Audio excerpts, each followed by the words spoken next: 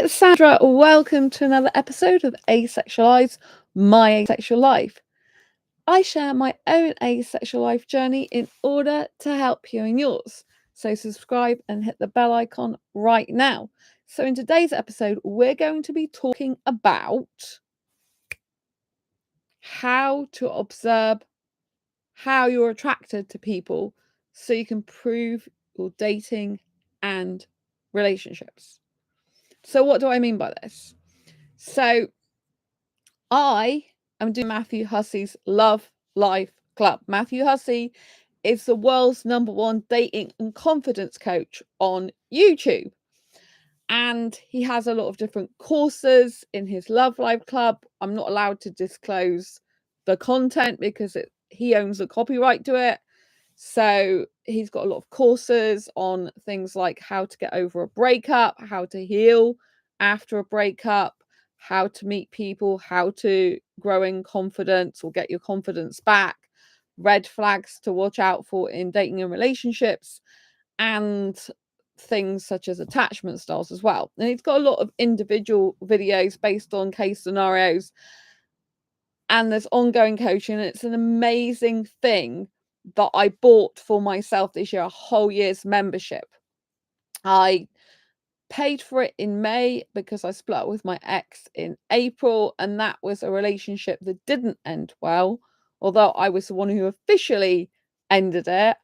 The guy wasn't good to me in the end. So I have gone on a journey. I'm still on a journey of healing from that relationship and of learning more about myself and what role I had to play in that, in terms of like, I tolerated things I shouldn't have tolerated. I saw red flags and I ignored them. Well, I didn't ignore them, but I accepted them. So when we go through a difficult breakup, when we have a relationship that doesn't end well, that went from what we thought was good to toxic for us, and when the person is who we thought they originally were, there's an element of ourselves that is doing something incorrectly. So what I mean by this is if you end up in a relationship, for example, with a narcissistic person, it doesn't make you a narcissist by being with a narcissist, right? But it does say there's some things about ourselves that we need to change in order to try to stop attracting narcissists. Now, if someone's attractive, you're going to attract good people, you're going to attract bad people, you're going to attract narcissistic people. It's just the way it is. If you're attractive to loads of people. There's nothing that goes around going, hey, I don't want a narcissist to come near me, right? But having said this, there are things that we can do and learn ourselves, skills and techniques to ensure we're less attractive in some ways to those types of people.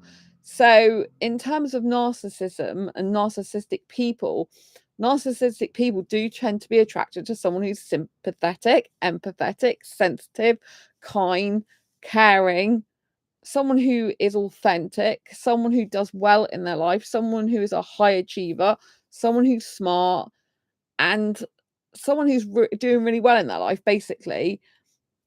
They can also go after vulnerable people as well, other vulnerable people that hasn't necessarily got all those qualities.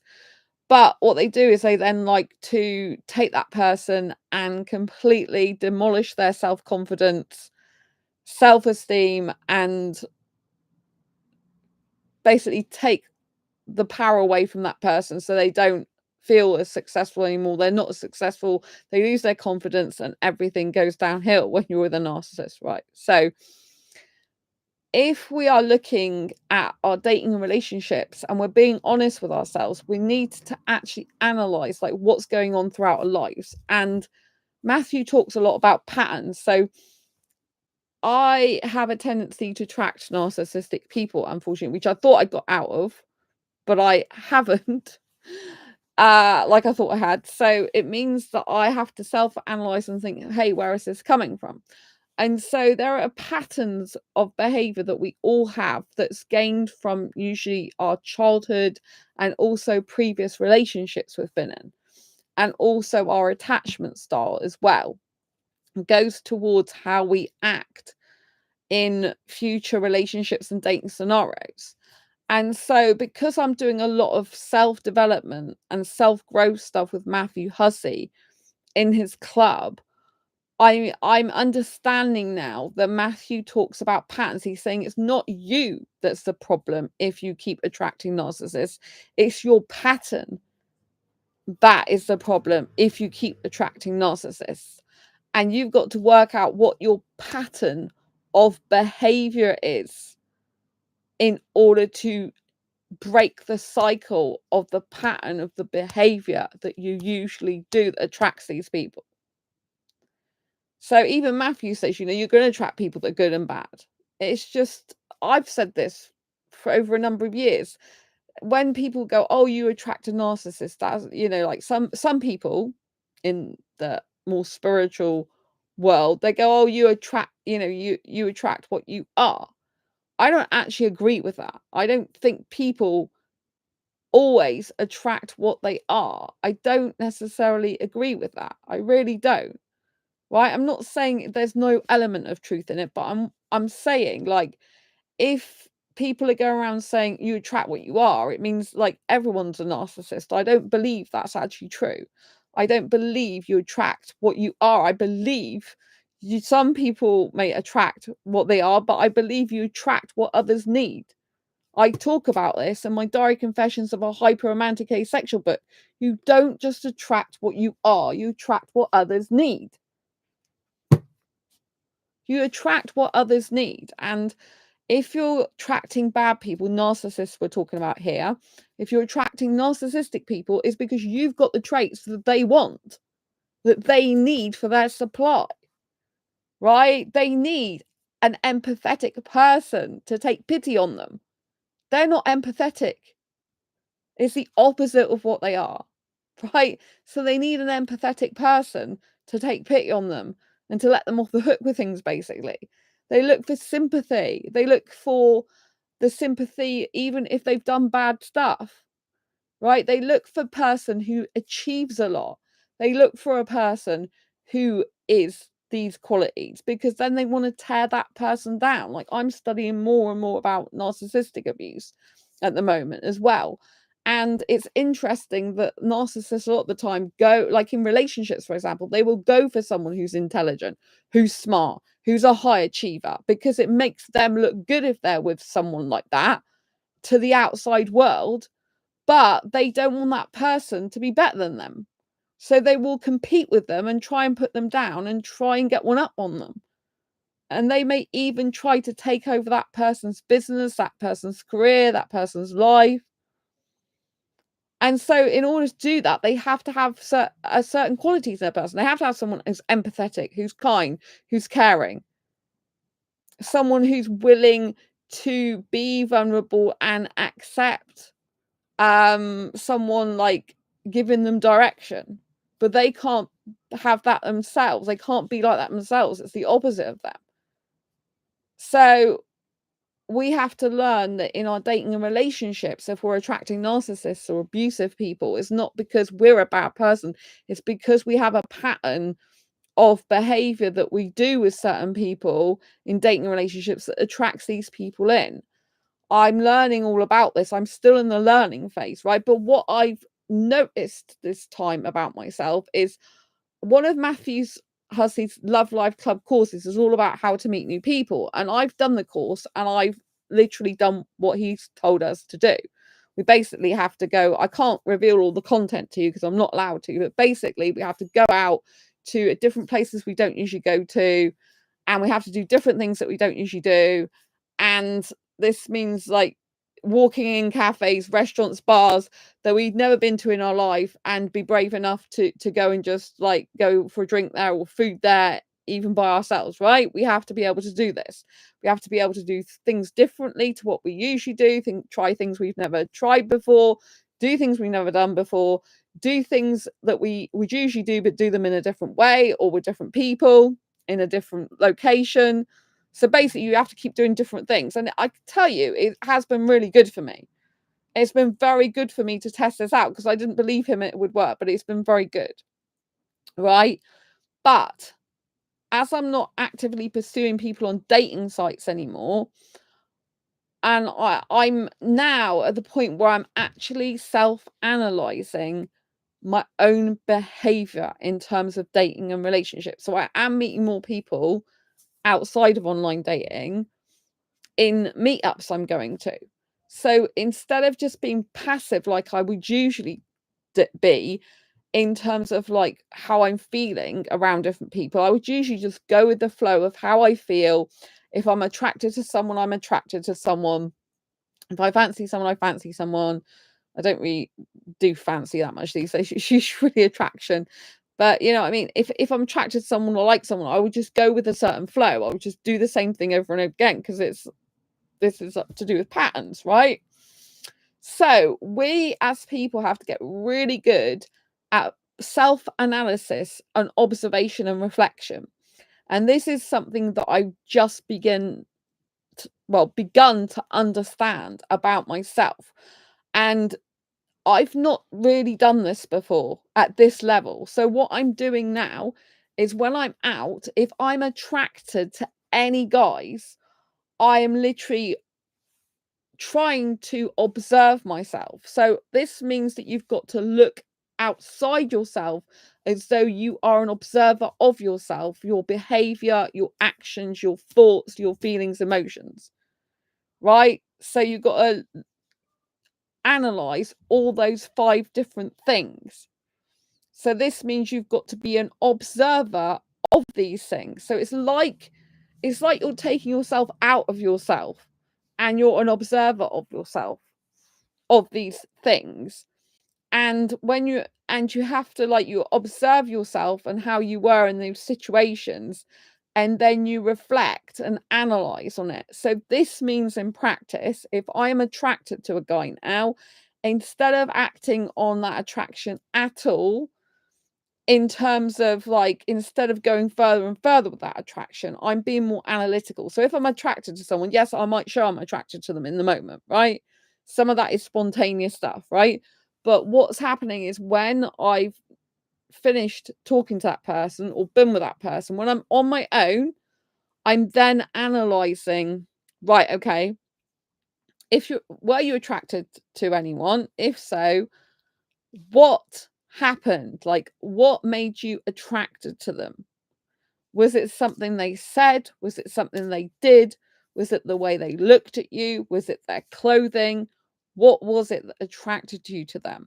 Now, this is really important because if we have a pattern of attracting the wrong types of people that are no good for us, for example, or people that are narcissistic abusers, for example, if we have a pattern and we keep repeating that pattern, it's obviously we haven't learnt what pattern we've got. So therefore, if we do get attracted to people, we have to break down why we are attracted to them and analyze that so we can see what pattern we're actually doing. This takes great self-awareness. You have to stop yourself and pause your life and actually think, like, okay, that person I was attracted to, I admit. Like, to what degree was I attracted to them? Okay, well, I felt a little bit of romance and I felt a little bit of aesthetic attraction. Okay, was it actually a little bit, or was it more than that? Did you feel jealous when they were around people? Did you want to spend the most time with them and kind of hog the time with them because you really wanted to be invested in them, or you were investing your time in them? How many other people did you speak to? For example, if this person was at a meetup, how many other people did you speak to, and how long did you speak to this person for? And what was the reasoning behind it? Obviously, if it's a business networking meetup, you could just be talking to them for a long time because your values, beliefs aligned with your businesses and you're in the middle of a deep conversation. However, you need to just analyze these things. And so you need to be more of a self-aware observer of yourself rather than just reacting from impulse all the time in the moment. You have to, however you do act in the moment, you've got to take a step back and you've got to analyze yourself. And this is so important for improving yourself and making yourself more healthier to actually have a relationship. You're more likely to attract someone who's healthier in the long term if you analyze your own behavior of the patterns you've got, or you're more likely to suss out people that are no good for you. So what I'm doing, like I said, is I'm analyzing like what's making me attracted to that person. Like, this is a really good question. You need to ask yourself these questions. Like, what's making me attracted to that person? Is it what they're saying to me? So, for example, with me, I've noticed through these self-analysis, is that right? Through these situations where I'm self-analyzing, I've noticed that I'm attracted to guys who are saying lots of lovely things about me. Now, they could be saying it because obviously I am a really nice person. I am very intelligent. But if a person doesn't actually know me that well, then that could be a cause for concern. It could be a red flag that they are trying to put you on a pedestal. So what we have to do with these things is we have to park them. We have to say, okay, it could just be that a person's really nice. They see all your good qualities. They're amazed by your good qualities. And that's it. Or it could be that they're trying to put you on a pedestal. So you have to analyze your own behavior and what makes you attracted. See, I'm not necessarily attracted to the guy himself that much. I'm attracted to what he's saying to me about me. So if he's saying lots of things about you're so intelligent, you're really great at what you do, you're amazing, all this lot, I like to hear that. Also, love languages factors into this. Love languages factors into this. So if you haven't yet taken the test at lovelanguages.com, go and take that test and it will tell you your love language for both a romantic relationship and friendship. Because your love language is the way that you feel loved the most. And my top one for that is quality time. When a guy spends quality time with me, I feel loved. And second to that is physical touch and words of affirmation. So if I've got a guy who is paying me a lot of attention, he's spending a lot of quality time with me, choose whether that's on his own or if we're in a group of people, he's specifically spending like a long time, extra long time talking to me. So instead of 5 minutes or 10 minutes, he's spending like half an hour or more talking to me, for example. That's quality time. Then if he's saying, oh, I think you're amazing, I can't believe you've achieved that much in your life, you've done so well, this is incredible, right? This is words of affirmation. And then if he touches me on the arm, he's doing physical touch. So he's actually tapping into all my top love languages, right? He doesn't know what my love languages is, but I'm analyzing, why do I get attracted to a guy? And so sometimes it's not so much about the guy himself, but how he's making me feel about myself at that time, which is making me feel really good about myself. And if he's touching me on the arm, it's like that's a bit like, that's basically flirting. So, and if he's spending lots of time with me, I like the attention, but I also like quality time, which is attention. It's unified attention towards me, isn't it? So I'm thinking now, okay, well, your attraction, or at least part of your attraction, is based on what he's saying to you, how long he's spending time with you, and also you feel more attracted to him if he does a bit of touching on the arm to you because it's familiar and you have sensual attraction as well, and that can kick your sensual attraction off a bit. So do you see this, how this process works? You've got to analyze yourself, like, what is it you're attracted to? Because if I'm attracted to a guy who just spends a lot of time with me and who tells me loads of nice stuff about myself, potentially any guy could do that. So I could potentially get attracted to a lot of other guys I'm not usually attracted to if they were doing this type of thing. But then I would have to have a physical comfortability around the person in order for them to sit there and me be comfortable talking to them for that length of time, and for them to even have any physical contact with me. So proximity to them is based on if I feel physically comfortable enough around them.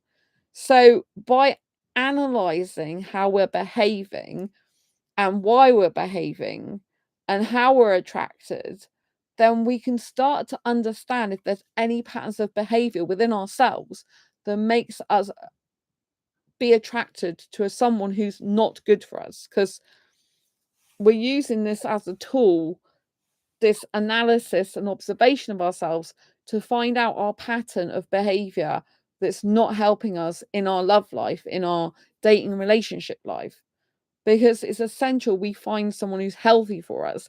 This means we need to become more healthier person ourselves, but we also need to know our patterns of what attracts unhealthy people and keeps them with us and keeps us attracted to them.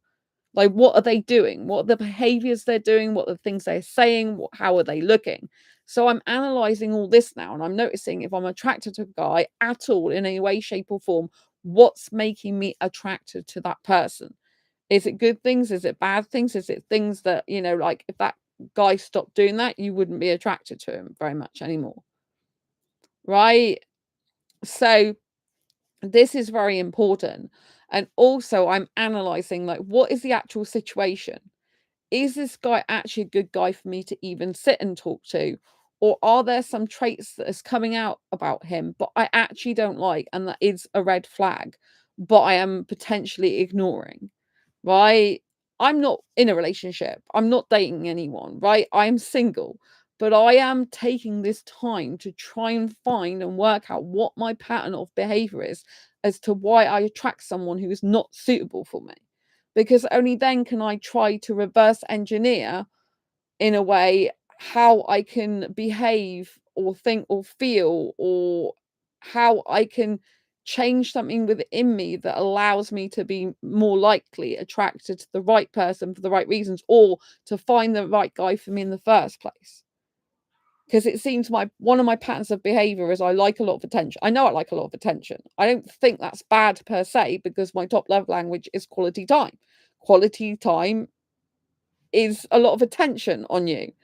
And quality time was obviously a lot of other people's love language as well. So it's not a sense there's anything wrong with that. But you have to think, like, if you're meeting someone, they're usually on their best behavior, and they're usually telling you things you want to hear, and they're usually praising you. And you've got to be careful, because if the guy isn't good for you, they could be praising you so much they're putting you on a pedestal. Now, why is this a bad thing? It's a bad thing because you've then got to try to live up to the pedestal they've put you on, or you're never good enough on what you do and what you say. And you can't live up to a pedestal. No one should be on a pedestal. No one's like perfect. So if someone's putting you on a pedestal and make you out to be this awesome person, you might very well be awesome. I don't want you to stop feeling awesome. But if they don't know you very well and they're putting you on this type of pedestal, like you're a perfect person, or, then it's a red flag for them potentially being not a good person for you, because then they've put you on this pedestal and you can't then live up to what they expect you to be. And then they can basically say, well, you're not perfect. You don't do this, but you're meant to be perfect because I've told you you're perfect. They don't say the words, I've told you you're perfect. If they say, oh, you're this, that, and the other, and you'll go, yeah, I am that, then you're agreeing that you're on that. You're agreeing that you're at that level, but you might be at that level. But if it's a case they put you completely on a pedestal, then they then make you live up to that. And when you can't, they put you down. They're like, well, you didn't do that. That's not good enough, blah, blah, blah. Because they're the ones that put you on your pedestal, but they've got your agreement to it in some way. They've got your conformity without you even knowing it. Because you'll be like, well, yeah, of course I'm an intelligent person. Of course I'm good at what I do. Of course if you're self-confident, of course I'm amazing. Of course I'm good. Or you'll be the opposite way, thinking, oh, I don't get this type of complimentary word. So yeah, you'll really be lapping it up, going, oh yeah, that's right, because you'll be like, oh, thinking, thank you, right? It doesn't mean to say this person is a bad person, but what we need to do in our dating relationship life is we need to be self-analyzing and observing our own behavior. What is the reaction we have when a person is telling us how awesome we are? What is our reaction, right? And how do we continue to respond to them saying these things? And what happens if all of a sudden they stop saying these things to us, or change what they're saying about us. So I'm being an observer of myself at the moment. I'm trying to withhold being too attracted to a person, but you can't help who you're attracted to. So I'm trying to hold myself back, thinking, hang on a minute, I'm attracted to this person, but is this person actually any good for me? For a relationship or dating scenario? Probably not, right? Because there's things that confuse me sometimes. There's things where my reality's being blurred sometimes. And there's things I don't like about what this person says or does sometimes, right? So it doesn't mean to say I can't still see this person if they're out and about, or I can't spend any time with them as a friend, but then you've got to work out, like, is a friendship really what you want with this person? Or do you want to keep them as an acquaintance? Or in what regard do you want to continue up with them? Because if you see them a lot and then all of a sudden you get stronger and stronger feelings, but really they aren't a good person for you, they're not the right person for you, then you get yourself into a situation where you become more and more attached to a person that's actually never been that great for you, but you just turned a blind eye more to it. So it's really hard. I'm having to, like, take a step back instead of just being attracted, thinking, oh, would like to kiss a person or hold their hand. I have to observe all these things. Like, why do you want to hold this person's hand? Why are you attracted to a person? Because I can become attracted to someone I wasn't usually attracted to. And I'm like, what made you attracted to that person? Oh, well, they were saying nice things to me. Okay, they were saying nice things to you. That could be a good thing, or it could be a really bad thing, right? You don't want people saying horrible stuff to you. But if I got someone who's praising me a lot, I've got to ask myself, is that genuine? One is, do I deserve that much praise? Yes, because I do believe I am very intellectual and I do have a lot of knowledge, and I have done a lot of personal, professional development, self-growth work since 2012. That's 12 years. I do know a lot of stuff. I wouldn't be able to write best-selling books like this unless I was intellectual and full of knowledge to pass on to other people, right? So it doesn't mean to say what they're saying is wrong about me, but if they don't know me that well and they're saying loads of good stuff, I have to take a step back and say, okay, why are they saying this to you? Is it because they genuinely think that way about you, or is it because they are interested in a potential dating or relationship scenario with you? Is it because they're attracted to you? And so they're saying these things to make you feel good so that you are more attracted to them. Because obviously we tend to gravitate towards people that are like us or that give us what we want to see or hear. We tend to gravitate towards people who fulfill a need or fulfill a void. We tend to gravitate towards this stuff. So we have to be very mindful. This is how we get into mindful dating and relationships. We have to be very mindful of what we're attracted to in a person and why we're attracted to that. I find it very interesting that I'm attracted to guys that say really nice complimentary words to me, that really say lots of positive stuff about me. There's a number of reasons for that, why I do that. So I have to then look back in my childhood, in past relationships, in my life and say, okay, right. So obviously, if I've been through times in my life where positive words have been lacking, and I've had bullying, for example, and I've had a lot of negative words in my past, the way you counteract negative words is by having positive words, having the opposite, right? Having people praise you. But if we rely on another person for that, it can get us very attached to them and codependent on them. And it can also get us into a tricky situation where we're reliant on them for our praise and our worth. So we have to have a process where we've actually worked enough on ourselves that we've given ourselves compliments and praise while we're on our own. And we've said how great and wonderful we are. We've made ourselves, like, more confident in ourselves before someone comes along. Having said that, we could still be taken in by a person who says a lot of nice words to us. Because if we haven't heard it so much in the past and we keep hearing it from this person, it makes that person more attractive because they're fulfilling a need of what was missing years ago. And on some subconscious level, we can have that need still within us. Right? And a lot of people like praise, like it's better to have praise than being put down, obviously. But if a person's praising you a lot when they don't know you that well, then it could change. If they just imagine you're attracted to that person because of the way they speak to you, but say they change their wording towards you, then you won't be as attracted to them, but you might be emotionally attached to them by then. So we have to observe these things. I have to be, at the moment, I'm an observer of myself. I'm like, don't get into a relationship with anyone, Sandra. Don't get into like a situation where you're in an attraction love scenario or anything like that. Don't get attached to a guy, and be an observer of yourself. If you are attracted to a guy, you're attracted to him. But I want you, Sandra, and whoever's out there listening to this, thank you for listening to it, and watching this. I want you to do the same thing. I want you to take a step back every time you're attracted to someone from now on and say, hang on a minute, why am I attracted to this person? Is it because they have great qualities within themselves? Is it because they're honest? Is it because they're loyal? Is it because they've got good ethics, morals, values, beliefs? Is it because they believe in the same things you do? Is it because they've got the same goals as you? Or is it absolutely none of those things, and you're attracted to a person because of the words they say about you, because of the attention they pay you?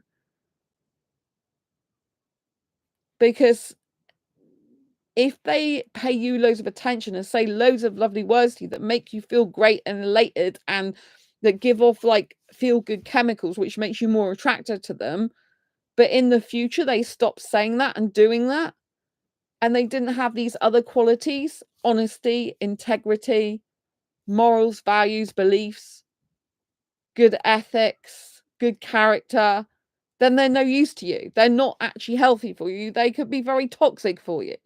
And they're not going to be compatible anyways if they don't have similar sort of morals, values, beliefs, and ethics to you, right? They're not going to be compatible with you. So we have to analyze why we're attracted to the people we're attracted to. Is it for the right reasons? If it's just because someone's saying really nice stuff to you and paying you attention, spending time with you, that isn't a good enough reason to be attracted and then take it further to dating and relationship. Because if they haven't got those other qualities, they're not going to be healthy for you. If you appreciate honesty and they're not honest about everything, they lie about some stuff, they're no good for you. If you are boundary driven and assertive and you need to use boundaries to keep yourself in place, but they like to just never use boundaries or erode your boundaries or don't even know what boundaries are, then they may very well not be suitable for you. If they don't know what boundaries are, that might not be their fault because they might not have been taught it, but it's a red flag for the fact they need to do work on themselves. But obviously, if they don't agree with boundaries, they don't think you should have them, then that's no good for you. So I want you to become an observer and an analyzer of why you're attracted to the people you are. This is particularly if you attract the wrong people all the time, whether they're a narcissist or abusive person in the end, which you didn't realize they were at the beginning, or they're just incompatible for you. I want you to analyze, like, what is it that you're attracted to about these people? And then we can start to begin to understand our own pattern of behavior and thought as to why we get into these relationships in the first place. And we've got to be strong in ourselves and say, hey, hold up. This isn't going to be good for me if I carry on. I can't stop myself being attracted to this person per se. But if I start to focus on the qualities about them that I don't like, it's going to put me off them from actually taking it further to a dating relationship scenario. So if I just focus on this person says really nice things about me and to me, this person spends a lot of time with me, this person makes me feel good about me, good about me, good about myself while I'm with them. But when I'm not with them, I don't get a call from them, I don't get a text from them, or they text me sporadically. This is just all hypothesis, right? I haven't got any guy texting me at the moment, right? Apart from my best friend who's to do with friendship, not dating relationships, right? So, say he's sporadic in his text, say he's like, when I'm away from him, he isn't paying me much attention. He's doing the opposite. And say he's a liar. Like, just because he's paying me lots of attention, said lots of nice stuff to me, I might be attracted to him because of that. But it doesn't mean to say he's any good for me to be in a dating or relationship scenario with, because he lies and he's not honest and you can't trust him. So I'm deep in analysis at the moment, being observer. It's like having an outer body experience in some ways, because it's like you take yourself out of your own body in a way and out of yourself, and you have to like be an observer and observe what you're thinking, what you're feeling when you're with a person you're attracted to, and why you're feeling that way. And we have to separate our attraction feelings from the reality of if they're a good person or not for us.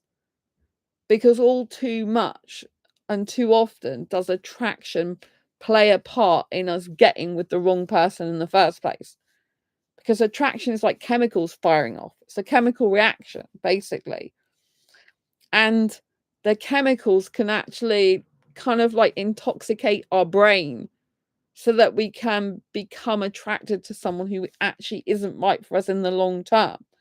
So we have to have some discernment. Now, if you don't know a person very well, you have to give it time, right? You have to be an observer of your behavior and your actions and your thoughts and your feelings with them as well. So if you flirt with them a bit, they're going to be attracted to you back. If they're attracted to you already, they're going to be attracted to you more, right? And asexuals can flirt. The fact that people think, oh, some asexuals can't flirt. Of course you can flirt. You can flirt by saying little things. I think I was being a bit flirty the other day because I said to a guy, oh, look, it looks like, because he was saying cheers and putting my glass against his. I was drinking soft drinks. I don't drink alcohol. And I said, oh, the way you're doing that, because it was the way he was like doing it like this, and it was a bit vibrating. It was a bit like it was like the glasses were kissing, basically. And I said something like that. I said, oh, it looks like the glasses are kissing, or the glasses are flirting with each other, I think I said. Oh yeah, I think I said it looks like the glasses are flirting with each other, because it kind of looked like the glasses were kissing. And then he kept doing it more later, because that was kind of flirty of me to say that. I didn't have to say that, but obviously I must have been thinking something about kissing or being close with the two glasses to even say that I was a virgin. That's kind of a bit flirty for me, and I'm an asexual person. But if I say something to a heterosexual that might be a little bit sexual innuendo, even though I'm asexual, that could be flirting as well. Just because I'm asexual doesn't mean to say I can't say any sexual innuendo stuff. And you know what I mean? You can flirt just by expressing that you like someone in certain ways. Do you know what I mean? Or you can say stuff like, oh, did you miss me? Do you know what I mean? That's flirty. So, especially with a little giggle there. You know what I mean? So you can kind of flirt with someone without being full on like, I want you now type person flirting. There's loads of different subtle ways you can do it, right? People flirt just by like putting their elbow against the other person's elbow and stuff like this. So you have to analyze your own behavior and like, did you do any flirting? What did you say to them? What are you actually feeling? Analyze, did you get jealous when they were talking to someone else? Did you feel like you wanted to have them all to yourself when they were in a group of people?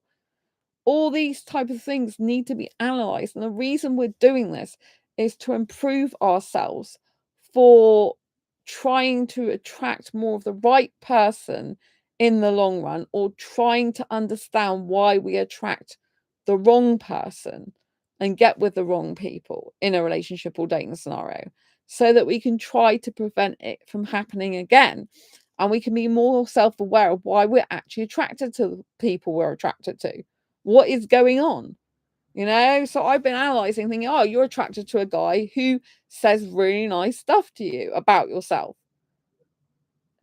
And and I've always thought this is an amazing thing. But since being in Matthew Hussey's Love Life Club, they're like, oh, if a person praises you a lot, like it can be love bombing. So a lot of the time, love bombing is kind of in text off. I mean, I've been online dating for 10 years. So I think of it more like texting, you know, but because I've grown in confidence a lot over the years, then if someone's guy's saying really nice stuff to me, I usually believe him. I'm thinking, yeah, this is great. Of course I'm a good person. Of course I'm great because I've learned loads of stuff and I'm very confident in myself. But I've learned now to think, okay, you might be confident in yourself, Sandra. You might actually agree with what they're saying about you, but that doesn't mean to say they should be warranted in saying all that stuff if they don't know much about you and they've only just met you. How do they actually know all this about you? Is it fair that they know this about you? Have you already demonstrated that you know a lot of stuff, your knowledge, skills, and abilities? If you have, that's fair enough. But you still need to understand, like, if they're praising you more than anyone else in the room and they're specifically seeing your good qualities, you could feel very attracted to that person because you're like, oh God, it feels so natural to be with them. And the reason it feels natural for you to be with them is because they're paying you loads of compliments and making you feel so good. So you're feeling more comfortable with them and cozy. And if they're a healthy person or they're healthy enough, then that can be okay. But if they are, for example, a narcissist who's just in disguise and you don't know it, then this can be a red flag for like love bombing, where they're making you feel so good about yourself and you think that they're an amazing person in themselves because, oh, if they see me as an amazing person, then they must be an amazing person. And narcissists, what they do is they do all this type of stuff. I'm not saying anyone I've met lately is a narcissist, but because I have a pattern of attracting narcissists, I'm trying to work out, why do I attract them, or what is it in the dating stage or potential relationship stage, when I'm attracted to a guy, what is it I'm not noticing? There's something going on that I'm not noticing that's getting me heavily involved with a guy who's the wrong guy for me. And one of the observations I've got through doing Matthew's Hussey's Love Life course is a guy shouldn't be praising you absolutely loads when you first met. That is a potential red flag for the fact that they are in fact building you up to put you down later. It's actually a form of control and manipulation. So this is something narcissists do, but it doesn't mean to say that if you meet someone who does this, they are a narcissist. But it can be a potential red flag for narcissism down the line, right? So you have to proceed with caution if you come across someone who's paying loads of compliments, bigging you up, putting you on a pedestal. Especially, all of these are red flags for the fact that they're making you feel high about yourself to bring you down. Because unfortunately, narcissists love to give someone a false sense of security. That's what they pride themselves on. Give that person a false sense of security, make them feel amazing about themselves, then bring them down when they've got them in their grasp. Bring them down. Like, everything you told them, start to say like the opposite of that. So if you said they're amazing, start to say, you know what? I don't really think you're that great. And you're like, what the hell? You've just said I'm amazing a few weeks ago. Yeah, but I don't think you're that great. And you know, I said that you look gorgeous. Yeah, well, I look better. And like how I said that, you're successful in your career. Well, I didn't really mean that, because I can see loads of things that's wrong with what you do and point everything out to you, and because I know more than you. And this is how a narcissist flips what they've done, flips the security and takes it away from you. So I'm learning more and more about narcissism and what they do. It's really, really interesting but scary at the same time. They'll be going after people who are very, hello Jonathan, nice to see you. Lots of love. They'll be going after someone who is very successful, who is doing really well in life, so that they can pull that person down and have control and make themselves feel great that they have brought someone down who was successful, because it gives them power and they then think that they're better than that person. So the reason I'm telling you about self-analyzing and being an observer of yourself in dating and relationships is because then we can start to see our pattern of behavior that we have that either attracts narcissists and abusers, or it enables them to be able to end up dating us or in a relationship much more easily. You can never ever stop a narcissist or abuser being attracted to you, right? Bad people are going to be attracted to you. Good people are going to be attracted to you. Dark attracts light, light attracts dark, right? Opposites do attract, no matter what people keep saying to you, right? So if you've got someone who's dark, right, and someone who's not good, they are going to be attracted to someone who's good. In fact, they love those people. Narcissists love kind, empathetic, caring people, in the sense they love to get them in a relationship. They don't actually like that type of person. So it's weird because they don't like empathy. They see that as a weakness, but yet they need someone to be empathetic towards them in order for them to get away with the behaviors they do. So it's like a love-hate relationship. They'll get someone that they love into a relationship which they don't really love. It's not a proper love, it's a toxic, unhealthy love. So they'll get someone that, you know, displays kind, caring traits so that they can then bring them down and belittle them and wheedle their way into their life and destroy it. That's what they do. So yeah, so the thing that they say they're attracted to, they're attracted to it so they can control it. Oh, sorry. Oh my god. It's not good. I've had this a lot lately. I've started coughing on live streams. For my health. I don't know if I'm going to have to stop the stream because my throat's really bad. I've said a lot of stuff anyway. I've been on here for over 45 minutes. Oh, my throat isn't going to stop, is it? So yeah. So this is what I'm doing lately. I'm doing a process of self-analysis, and any guys I'm attracted to, I'm asking myself, what is it about this guy that I'm attracted to? Especially if I was never attracted to him in the first place, or he's not usually my type. Because I've noticed I can become attracted to guys that are not usually my type, but I get more and more attracted to them and attached to them for some reason. So they can be a guy who's not good for me, but obviously there must be something I like about them. So yeah.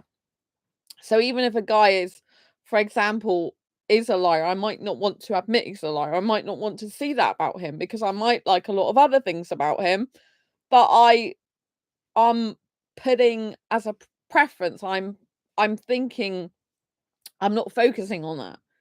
Or I'm allowing my brain to say, oh, he's possibly being dishonest there. I'm not actually facing the reality that he isn't telling the complete truth, which is dishonesty, isn't it? So I think we have to analyze very intentionally why we're attracted to the people we are attracted to, and what is it that they're saying that's making us attracted to them? What is it they're doing that's making us attracted to them? How is their behavior towards us making us attracted to them? Because all these things play a part in attraction. A lot of people talk about looks and a lot of people talk about romance and things like this, but it's not just those things. It's the things that people say and do a lot of the time, or don't say and do, that make you attracted to them.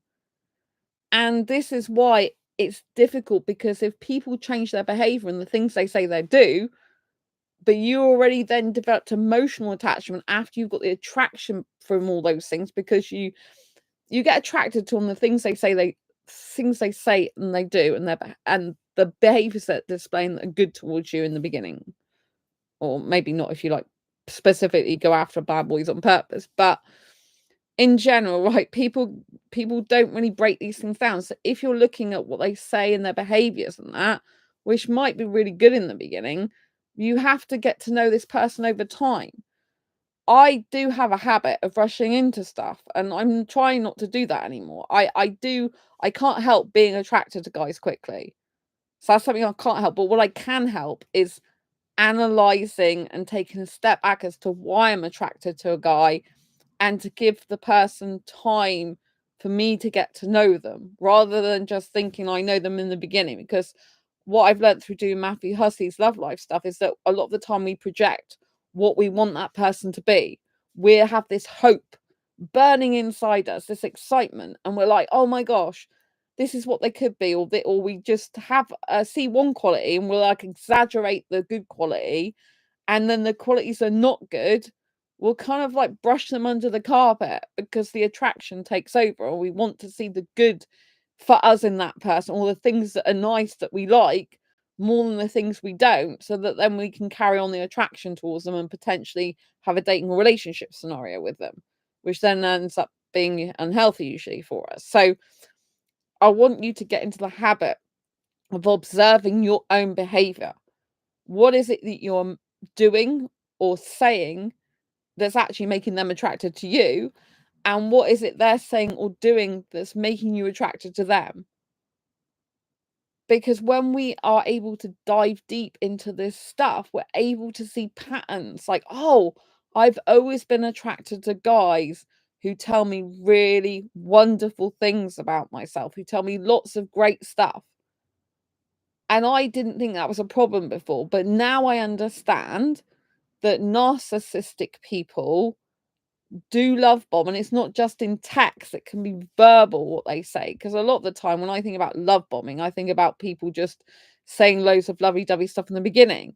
But even because I experienced very quick attraction, that to me was quite normal, because I'll be attracted to them, they're attracted to me. I'm saying, oh, I like the way you look, I like your hair, and blah blah blah. So I'm actually saying stuff I'm really attracted to about them, or that I think's great about them, right? So I am actually doing that myself some of the time, right? And so for me it's quite normal if you're romantically attracted to someone very quickly. I don't experience platonic attraction, and I like lots of things about a person. It would be natural, I felt, for me to say these things to the person, and therefore it'd be natural for them to think the same with me. But now I have to hold back and say, hang on a minute, we don't know each other, so how do we know that we're that great? And then I say, okay, is the way they're speaking about me and how great I am, is it warranted? Have I already shown them through basically an intellectual conversation that, oh my gosh, she's very knowledgeable about a topic, so that's warranted? That person saying, wow, you're really knowledgeable, I think that's great, then that's warranted. But if they start saying, oh, I bet you're the most knowledgeable person in the whole world, and wow, I just can't believe blah blah blah. Now, usually that, even stuff like that in the past would probably make me think, oh, it's so sweet and romantic. And now I know that it's a red flag for potential narcissism. I'm like, okay, Sandra, this person doesn't know you that well. Is the compliments they're paying you actually relevant to the length of time they've known you, and for what you've actually expressed or shown or told them about yourself, or demonstrated? If it's a little bit over the top, just a little bit, you have to park that as a potential red flag, but not a red flag right now, right? So we have to be analyzing. This is hard because who wants to analyze when you're attracted to someone? You don't really. In the moment, you're like, I don't want to analyze. I just want to like feel the feeling, right? Go with the flow. But actually, no, we don't want to go with the flow like we usually do. We want to stop ourselves in our tracks, particularly when we're at home, and we want to give ourselves reflection time. This is why it's important not to let anyone talk you quickly into dating and relationships, because it doesn't give you enough time to think and observe how the situation is actually progressing and get the overall picture, because we're blinded by chemicals. Love is a chemical reaction, attraction's a chemical reaction. And so when we've got chemistry, it's our chemicals reaction with them chemicals, their chemicals, right? And so we're blinded by all these chemicals going off between me and that person, or you and whoever, right? Asexuals can have chemistry with anyone. Sexual attraction is not the only chemistry you can have with someone. Any types of attractions can potentially have chemistry. Romantic attraction is chemistry. Aesthetic attraction is like a chemistry. It's like, oh, there's something about that person, that the way they look or they smile. It's a feeling and emotion, but it's usually based on like a chemical reaction as well, often. So we've got to bear in mind that chemistry is kind of energy. It's not necessarily chemicals per se, although I believe it probably is. It can be like an energy, which energy is chemicals anyway, all the time, atoms and molecules, isn't it? Right, mixing together, right? So it's a mix, it's a potion, right? And potions can be deadly. Potions can poison as well as actually revive and revitalize and make you stronger. So which potion are we drinking, right? So we have to be thinking consciously more and more about what we're doing, our role in how we're receiving the other person. So we have to monitor their behavior, monitor our behavior. You don't go around telling people you're doing this. This is what you're doing at home silently. After the event, after you've dated or had the relationship like begin, this is what we should be doing in dating before we get into actual relationship with a person. But if you're already in a relationship or the beginning of a relationship, you need to be constantly doing this anyway. You need to be analyzing, okay, like what are they doing, what are they saying. But I would say do this before you get into a relationship, ideally.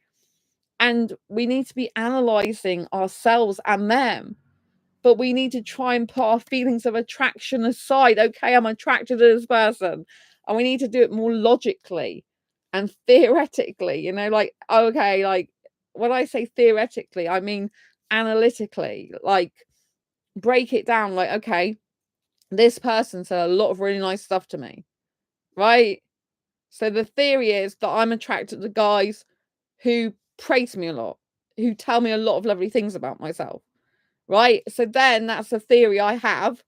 Then to test that theory, I then look back at my history, remembering the exes I've had, and I'm thinking, yeah, every ex I had, I like it when he tells me positive stuff about myself.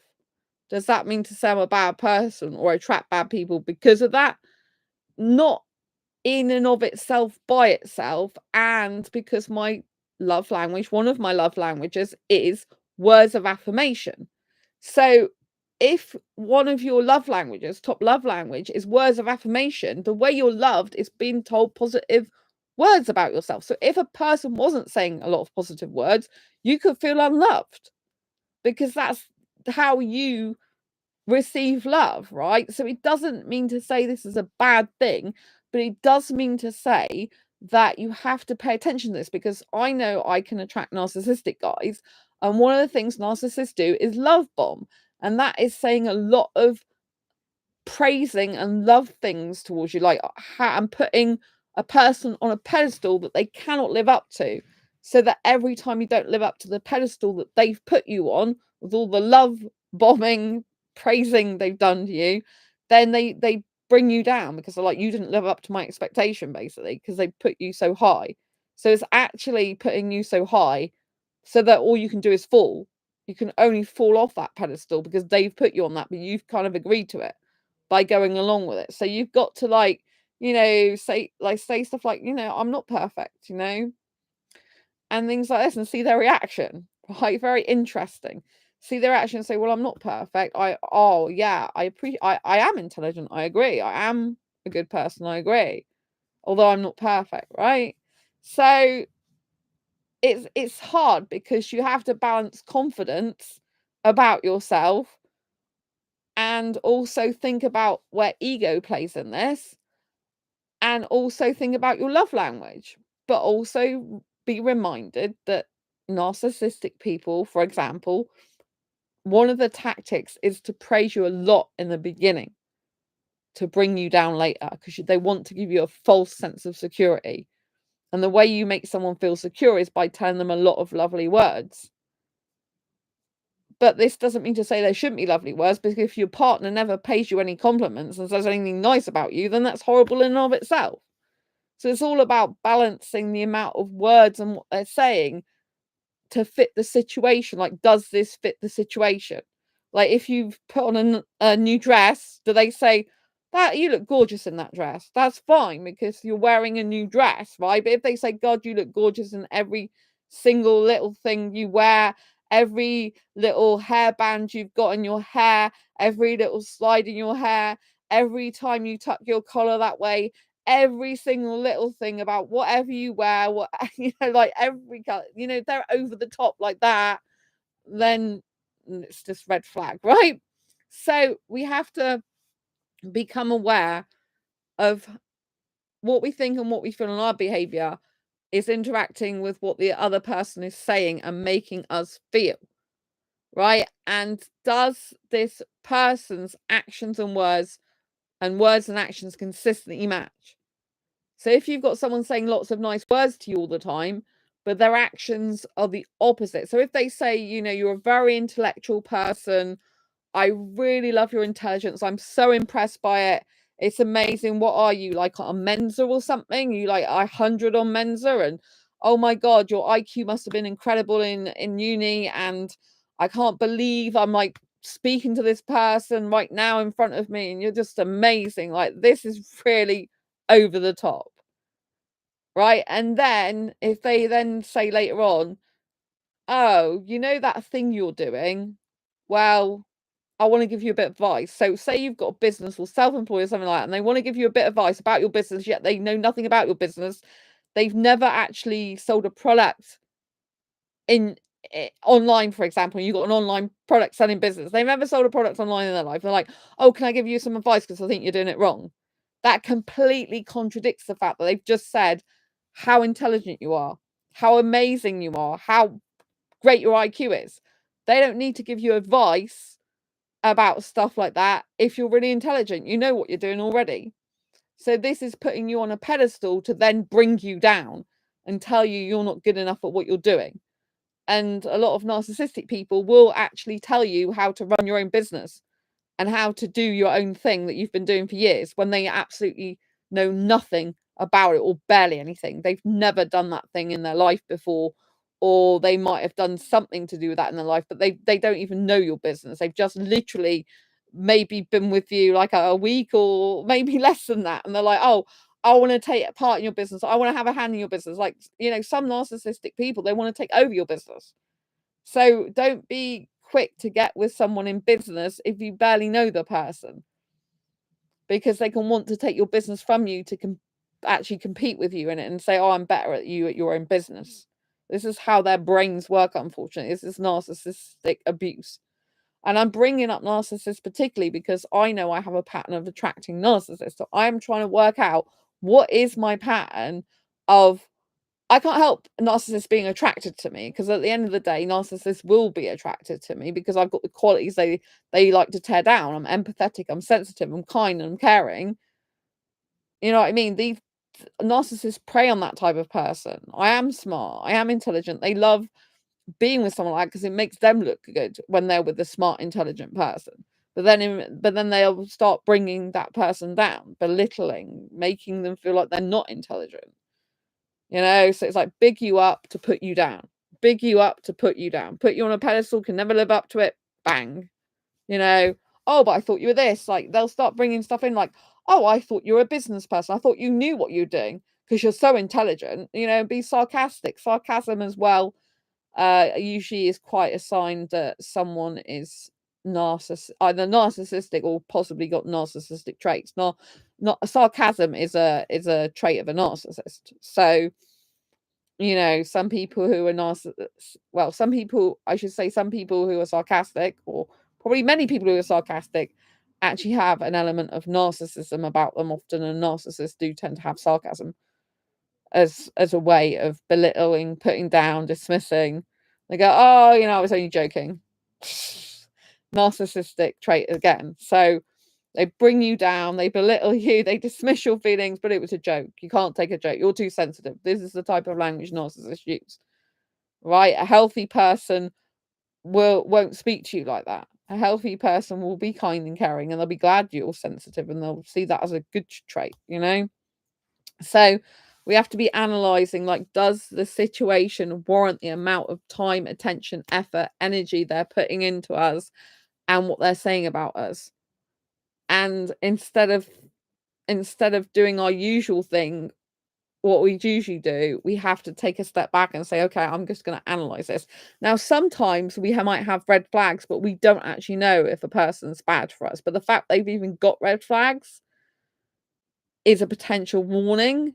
So we've just got to be observant sometimes. Sometimes we don't know a person for a while. We've only just met them and we can't possibly know them, but we might already know some traits we don't like about them, but we don't want to admit it. Or if we admit it, we might think, okay, they've got traits I don't like, but we focus too heavily on the traits we really do like. and forget about the other traits or brush them to one side. I think it's really hard as well if you've been brought up not to trust your own judgment, or you've had issues in the past, because if you've had I'll start that sentence again. If you've had difficulties in the past with previous narcissistic people, they blur your own reality. That's one of the things they do. And they make you less confident in trusting your own judgment. They purposely try to throw you off balance. They say things about matters that are totally crazy. So they make the abnormal seem normal. They make the craziness seem fine, so that you're left feeling the crazy one, right? So if you've been subjected to narcissistic abuse by one or more people, that can actually lower your confidence and trust in yourself. So it's harder to trust your instincts, and it's harder to trust your own judgment around a new relationship in the future. So what we have to do is use discernment, and we have to take a step back and say, I'm not going to do this. I'm not just going to take this person on face value of who I've seen them, or what I've seen of them in these like meetings with them. I don't know them. It's been a short period of time. If it has, I need to give it time to get to know this person. I need to observe them in different situations. Jonathan, I'd say sarcasm is only narcissistic if it's directed to belittle you. I'm often sarcastic, but never to put the person I'm talking to down. Sarcasm really isn't a good thing. I used to think it was a good thing. I used to think it was fine years ago, but I learned otherwise. I'm learning sarcasm is not nice. It's not nice for anyone to be on the receiving end of sarcasm, because sarcasm does really put people down just by the nature of sarcasm. But I was used to someone being sarcastic with me, and I thought it was fine. I'm like, oh, it's just normal to be sarcastic. I'm like, no.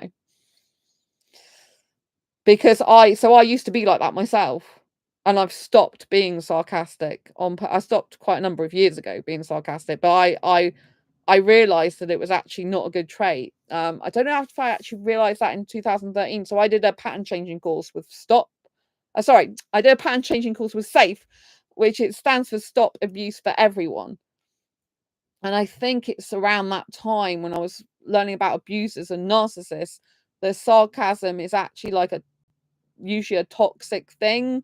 And the whole nature of sarcasm is kind of to put someone down or do a backhanded compliment, or the whole nature of sarcasm tends to be toxic. So if I ever on dating sites see a guy that says, oh, I've got a sarcastic sense of humor, you've got to be fine with that, I'm like, red flag. I'm not going anywhere near him. Well, it can be a way of expressing frustration, but you can be frustrated at many things that aren't a person, like inanimate objects or corporations, etc. Okay, yeah, I see your point. I see your point, yes. I guess if it isn't aimed at a person, then, and you're saying like, yeah, I can see your point. So I'm guessing if it isn't aimed at a person, you're saying about something, then it could be okay, as in, oh, I don't, yeah, like you say about corporations or companies, like, I don't know, it'd be a dig, wouldn't it, at the company, but in a sarcastic way and not to a person. So I know what you mean. So, such as, I can't think of an example live, such as, oh yeah, that person, well, you can't say person because that's personal to a person then. Or that company really cares about their staff, don't they? Because they like never give them breaks in like 14 hours. Is that sarcasm? Possibly a bit. That type of thing? Is that what you mean? Because it's being like sarcastic, it's saying the opposite. Oh, they really care about the staff when clearly they don't. So I guess that's okay. But obviously we could just say this company is really bad because they've not given their staff breaks in 12 hours. But yeah, I think I probably still have used sarcasm a little bit then to do with stuff like that. Like companies, I think I've said something like, oh, they really care a lot, don't they not? And I don't know if that's classed as sarcasm. Maybe. I have sarcastic humor. I never belittle anyone. Nicole, that's good. Yeah, I mean, I don't know of any sarcasm sarcasm in relationships and dating is it's just not healthy. Like, if you've got a problem with the person, it's better to say you've got a problem with the person or something they do, or have open and honest communication with them. Because when you're being sarcastic to someone, you're slyly saying something to them, but really meaning it in a way. So it's better to just come out with the actual thing than be sarcastic about it, usually, the majority of the time. So I used to be sarcastic quite a bit, but I've learnt not to do that. But yeah, I mean, I have done it in scenarios where I'm like, oh my God, like this is so quick. Not. So I don't know if that's classed as sarcasm, but because I find it hard to even remember a lot of the time about what sarcasm is these days, because I don't usually have it in my life. But yeah, I changed because I realized being sarcastic, especially in a relationship and dating scenarios, it's just no good. It's not healthy communication. And so I need to improve myself. In relationships, it's different. Sarcasm is being passive aggressive. I'm an honest person who doesn't like to beat around the bush. So sarcasm is being passive aggressive. Well, that's not good, is it? Being passive aggressive. That's not healthy. So in life, we always have to be trying to improve ourselves, to make ourselves better and a healthier communication. You agree with that, Nicole? That's fine. If you, I mean, Jonathan and Nicole clearly agree with each other in chat because they think it's very similar. But if sarcasm is being passive aggressive, why is that a good thing? Why is being passive aggressive a good thing? I don't know anything good about being passive aggressive.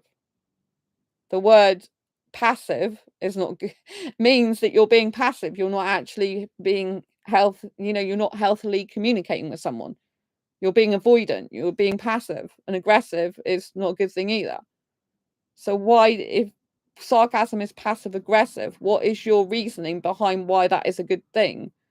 I'd like to know. I'm really curious, because as individuals, we're supposed to be improving ourselves and changing our behavior to become less passive aggressive.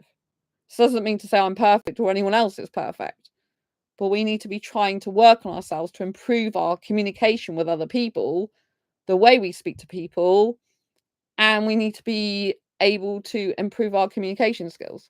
In relationships, it's not good. Sarcasm for humor is different, but it's not. Sarcasm for humor is still sarcastic. Sarcasm is sarcasm. So if you're using sarcasm for humor, that it isn't good. I've had it done to me. Years ago, I used to be sarcastic. Then I realized it was not a good trait to have, so I stopped being that way. And I had someone being sarcastic with me, and I really noticed how bad it was. This was last year. And I'm like, I won't be doing that. But sarcasm for humor is it's still like putting the person down a bit usually. It's still like niggling at them. It's still like digging at someone usually. I think turning what is otherwise a frustrating experience of, let's say, company into something funny is a good way to cope with pain. Nicole, I'm never sarcastic with someone. That's the difference. Never dig. So yeah, I mean, Jonathan, you're saying it's a deal with an otherwise frustrating experience of a company. So I understand what you're saying, and you're right in the sense that it's a good way to cope with pain. I wouldn't say it's a good way to cope with pain. I say it's a coping mechanism. Not the healthiest one, but a coping mechanism. So I think you're right that it is a coping mechanism.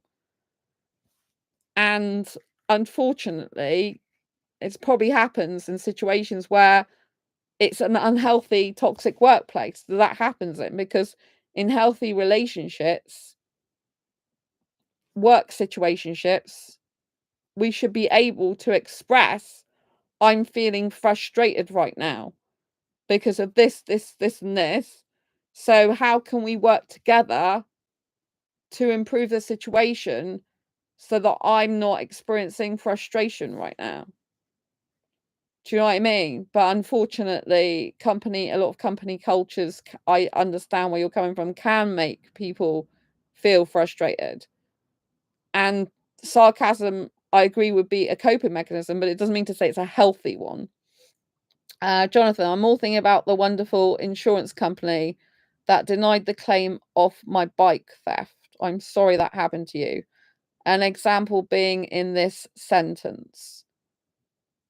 The insurance company that denied the claim of your bike theft. I'm really sorry about that. So they're unhealthy. So you can't have a healthy conversation with them about how you feel because they're not healthy. So if they're denying, I'm really sorry that happened to you. If they're denying the claim of your bike theft, then I can understand why you feel frustrated. And if it was a healthy situation for you, you should be able to express, like, I'm feeling frustrated right now because you're denying the claim of my bike that was stolen, which is painful experience to me, and it's really horrible for me. So I understand what you're saying, because in that scenario, it would be healthier if you could speak to the person about how you feel, but you can't because they're denying you justice. So therefore, the problem is you can't be healthy yourself that much when you're around a situation or company or person that's toxic. It's hard for you to survive or cope with that in a healthy way when you're not dealing with healthy people. And unfortunately, if it's in case of an insurance company, then I can understand that, yeah, you using sarcasm as a way of coping with that. But it's not a healthy situation for you, is it, if they've done that? Because you can't express how you feel, and I can hear your frustration, obviously, through the words. Nicole, it's best not to take anything people say personally. I suggest the 4 agreements, Don Miguel Ruiz. It's best not to take anything people say personally. So are you speaking to Jonathan, saying the company who denied the claim of his bike theft shouldn't be taken personally? Is that what you're saying to Jonathan? Because obviously that's quite upsetting for Jonathan, isn't it? So, I mean, there is something that people say, like, it's best not to take anything people say personally. However, if it's personally aimed at you, then yes, it can be, the reason someone says it can be because of their own problems and what's going on in their life. But at the end of the day, if someone insults us, then we shouldn't stand for that behavior, and we should have boundaries in place saying this is not acceptable behavior. And if they continue to do that, then you leave their life. Right? You don't just sit there having persons say horrible, horrible things going, it's not affecting me at all. I'm not going to let it hurt me, and just stay in that situation. That's not actually healthy. Obviously some things go without saying. So, yeah, Jonathan says, thanks for the sympathy. I'm trying to fight their logic in the hope of trying to get my money back, but I imagine it will be a lengthy process. I'm so sorry. I've had to deal with legal issues before, and they're not fun at all. They're a nightmare. They are very stressful, and that does have an effect on the body and the physiology and the emotions and your mental health and everything. So legal battles are not good at all, and it is really hard to cope in that situation, because it's clearly, if with what's happened with you as well, it's not that they're not a healthy situation for you to be in with them, you know. So it's very important that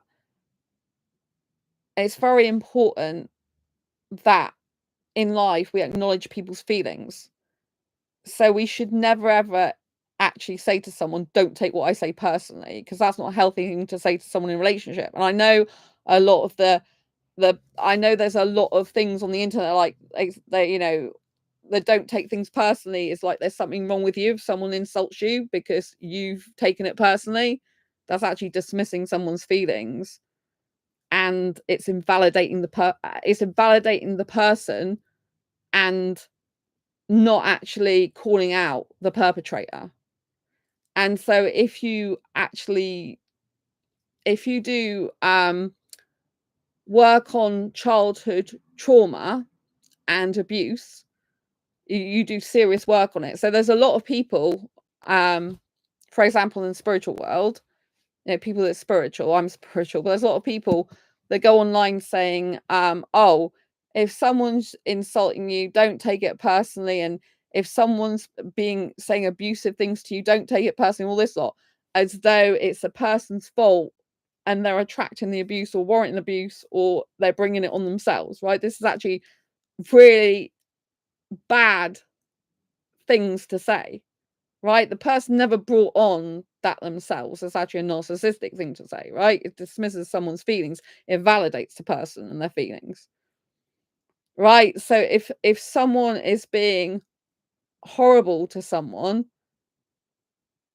then the person has to have a conversation with that person about, why are you being horrible to me, if it's safe for them to do so. But if it's not safe for them to do so, they have to minimize the time with that person or leave their life, right? Because all too often, unfortunately, in the modern culture we've got, people are allowing the perpetrators to basically get off the hook, because they're putting all the emphasis and onus on the person who's had the abuse to actually be the one to forgive the person and to just accept that behavior like it's the best they could do. It's like, no, it's not the best they could do, right? Abuser or a narcissist can do better by going and get some therapy, going and get some help, by learning how to change their own behavior, right? So unfortunately, a lot of society is still enabling perpetrators, and they're actually victimizing people who are genuine victims of abuse. Because there's this thing online, and I know a lot of people like this myself, is, oh, don't have a victim mindset and mentality. But a victim mindset and mentality is a very tricky thing to be saying, because at the end of the day, there are genuine victims of abuse and narcissistic abuse. A victim mentality is when you're meant to be keeping yourself in pain and in hurt, right? So there is a situation where we have to look at ourselves and self-reflect, which is why I brought this video up, and say, what are we doing in our patterns of behavior that's attracting these people, or keeping them attracted to us, or keeping us in the situation with them? We're not doing this to ourselves. We're not saying, hey, narcissist abuser, come over here, I want you to hurt me. We're actually, you know, and one of the things is by enabling people's bad behavior. If someone is actually in a relationship with us or dating, and they're actually saying, they say a criticism or sarcasm or a comment, offhand comment, they say, don't take it personally, that is actually a narcissistic trait. You're dismissing the person's feelings. You're invalidating their feelings. You're basically belittling them and putting them down. You don't do stuff like that. It's not healthy behavior. So, you know, it's like saying, like, oh, you're too sensitive. That's what a narcissist would say. Oh, you're too sensitive. You're too this. You're too that. That's not how a healthy person speaks to someone. A healthy person wants to know about the person's feelings. They want to give them a safe space so they can be vulnerable and share their feelings and share their emotions. And that person respects the way they feel. A person's curious. If a person is anxious about something, they're like, oh, I noticed you're anxious. Is there anything I can do to help that situation, to help you feel less anxious? They don't say, oh, you're overreacting, which is, the overreacting is a narcissistic thing to say.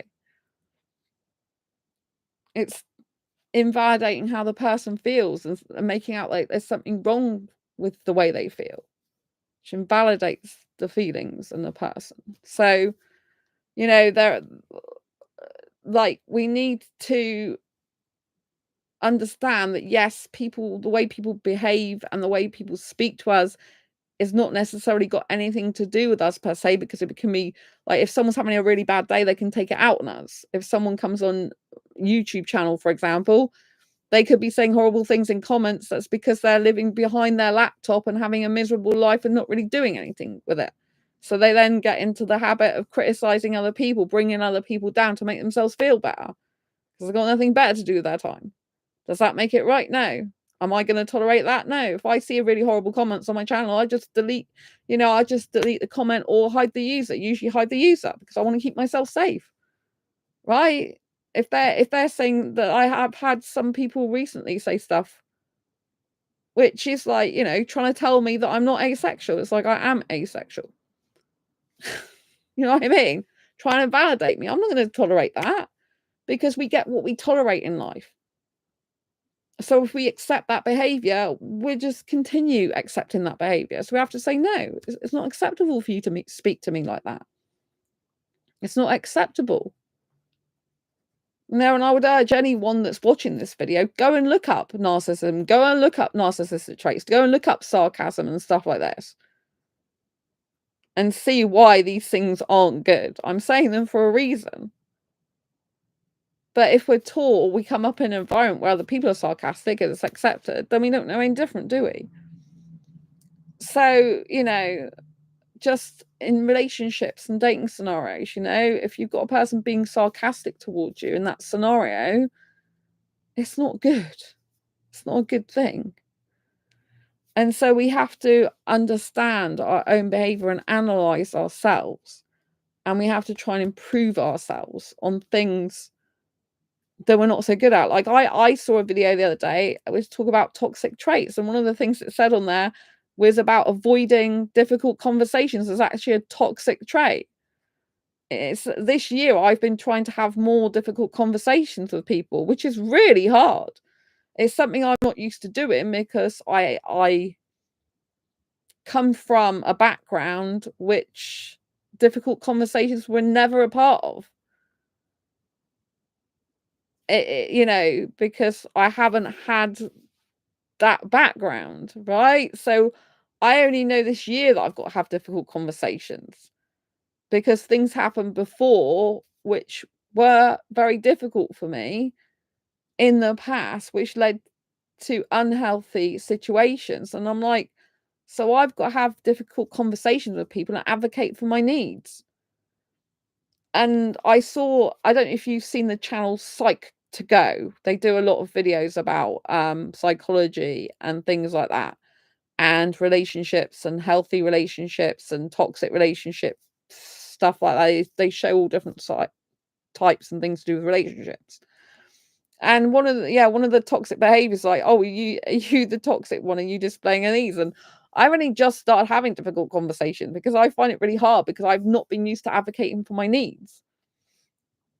So I have to improve myself with speaking up and having difficult conversations rather than avoiding them and avoiding conflict. I have to go head first into speaking in terms of difficult conversation. It's not easy, because I don't know how to have difficult conversations a lot of the time. Like, there's so many case scenarios that comes up that I think I want to say something, but I just don't know how to word it, because I'm not used to doing it. So I'm having to try to learn, in Matthew Hussey's Love Life Club, for example, how to speak in such a way that's healthy communication for the other person to have a difficult conversation with them. It's very tricky to navigate these things. It's really not easy. And so it's like a good job that I'm starting to work on that now, because obviously avoiding difficult conversations is actually not good behavior. And I've been doing that a lot because I don't like conflict. I don't like the fact that, I have an anxious attachment style, which means I get worried in case a person leaves my life because I have a difficult conversation. But as I had 3 so-called friends leave my life last year, one that had been deceiving me for 5 years that I never realized was doing that, then I'm now like, "Oh, I need to change what I'm doing." And I need to have difficult conversations with people. If people can't have difficult conversations with me and come to an amicable agreement, then maybe they're just not healthy for me. And I have to think about maybe leaving that scenario. I had a person who I saw a few weeks ago, and I've known them before, but not that well. And we met up, but I decided I don't think that person's the right person for me to be a friend with, because some of their behaviors was red flag for me. And I think we just have different ideas of what a friendship is.